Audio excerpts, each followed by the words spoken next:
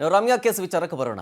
ರಮ್ಯಾಗೆ ಅಶ್ಲೀಲ ಸಂದೇಶಗಳನ್ನ ಅಶ್ಲೀಲ ಕಮೆಂಟ್ಸ್ಗಳನ್ನ ಹಾಕ್ತಾ ಇದ್ದಂತಹ ಈ ದಾಸರಿಗೆ ಈಗ ಸಂಕಷ್ಟ ಶುರುವಾಗಿದೆ.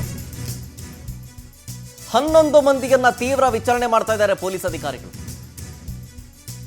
ಅದರಲ್ಲಿ ಈಗ ಇಬ್ಬರನ್ನ ಅರೆಸ್ಟ್ ಕೂಡ ಮಾಡಲಾಗಿದೆ, ಅವರನ್ನು ವಿಚಾರಣೆ ಕೂಡ ಮಾಡಲಾಗ್ತಾ ಇದೆ. ಈ ಪ್ರಕರಣ ಎಷ್ಟು ಗಂಭೀರವಾಗಿದೆ ಅನ್ನೋದನ್ನ ಅರಿತಿಂತಿರುವಂತಹ ಪೊಲೀಸರು, ಸೈಬರ್ ಕ್ರೈಮ್ ಪೊಲೀಸರು ತನಿಖೆಯನ್ನ ಮಾಡ್ತಾ ಇದ್ದಾರೆ.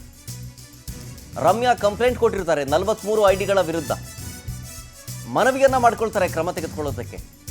ಈಗ ಮತ್ತೆ 5 ಐಡಿಗಳನ್ನ ಪೊಲೀಸರಿಗೆ ನಟಿ ರಮ್ಯಾ ಅವರು ಕೊಟ್ಟಿದ್ದಾರೆ. ಟೋಟಲ್ ಅಲ್ಲಿಗೆ 48 ಆಯಿತು. ಒಟ್ಟು 48 ಸೋಷಿಯಲ್ ಮೀಡಿಯಾ ಖಾತೆಗಳ ಬಗ್ಗೆ ಪೊಲೀಸರಿಗೆ ಮಾಹಿತಿಯನ್ನ ಕೊಟ್ಟ ನಂತರ ಈಗ ತನಿಖೆಯನ್ನ ಚುರುಕುಗೊಳಿಸ್ತಾ ಇದ್ದಾರೆ.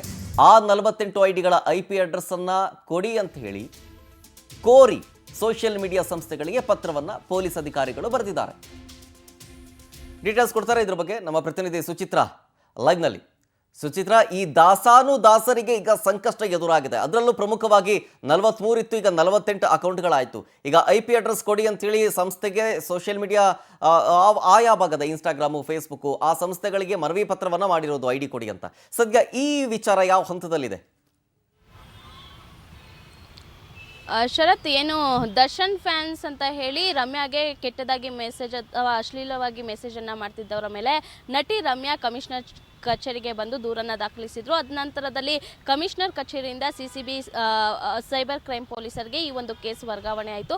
ಆ ನಂತರದಲ್ಲಿ ಏನು 43 ಅಕೌಂಟ್ ಏನಿತ್ತು ಆ ಒಂದು ಅಕೌಂಟ್ ಅಡ್ಮಿನ್ಗಳ ವಿರುದ್ಧ ಒಂದು FIR ಅನ್ನು ದಾಖಲು ಮಾಡಿಕೊಂಡು ಈಗಾಗಲೇ CCB ಸೈಬರ್ ಕ್ರೈಮ್ ಪೊಲೀಸರು ತನಿಖೆಯನ್ನು ಮಾಡ್ತಾ ಇದ್ರು.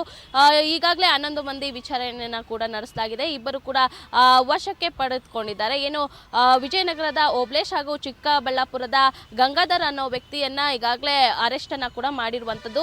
ನೆನೆಯೂ ಕೂಡ ನಟಿ ರಮ್ಯಾ ಏನು 43 ಅಕೌಂಟ್ ಏನಿತ್ತು ಅದಕ್ಕೆ 5 ಅಕೌಂಟ್ ಅನ್ನ ಸೇರಿಸಿ ಮತ್ತೆ ಒಂದು ಕಂಪ್ಲೇಂಟ್ ಅನ್ನ ಕೊಟ್ಟಿರುವಂಥದ್ದು.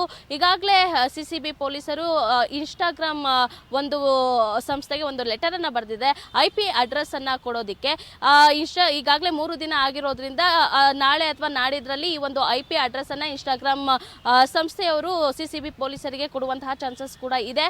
ಈಗಾಗಲೇ 11 ಮಂದಿ ವಿಚಾರಣೆಯನ್ನು ಕೂಡ ನಡೆಸಲಾಗಿದೆ. ಈ ಒಂದು ವೇಳೆ ಅರೆಸ್ಟ್ ಆದವ್ರನ್ನ ವಿಚಾರಣೆಯನ್ನ ಮಾಡ್ತಿದ್ದ ಸಂದರ್ಭದಲ್ಲಿ ಈ ಒಂದು ಮೆಸೇಜ್ ಅನ್ನ ನಾನು ಕಳಿಸೇ ಇಲ್ಲ, ಯಾರೋ ನನ್ನ ಸ್ನೇಹಿತರು ಕಳಿಸಿದ್ದಾರೆ ಅನ್ನೋ ಒಂದು ಮಾಹಿತಿ ಕೂಡ ಬಂದಿದೆ. ಇದರಿಂದಾಗಿ ಒಟ್ಟು 48 ಇನ್ಸ್ಟಾಗ್ರಾಮ್ ಅಡ್ಮಿನ್ಗಳ ವಿರುದ್ಧ FIR ದಾಖಲಾಗಿದ್ದು CCB ಪೊಲೀಸರು ಕೂಡ ತನಿಖೆಯನ್ನ ಮುಂದುವರಿಸಿದ್ದಾರೆ. ಶರತ್, ಎಸ್, ಥ್ಯಾಂಕ್ ಯು ಸುಚಿತ್ರಾ ಡೀಟೇಲ್ಸ್ಗಾಗಿ.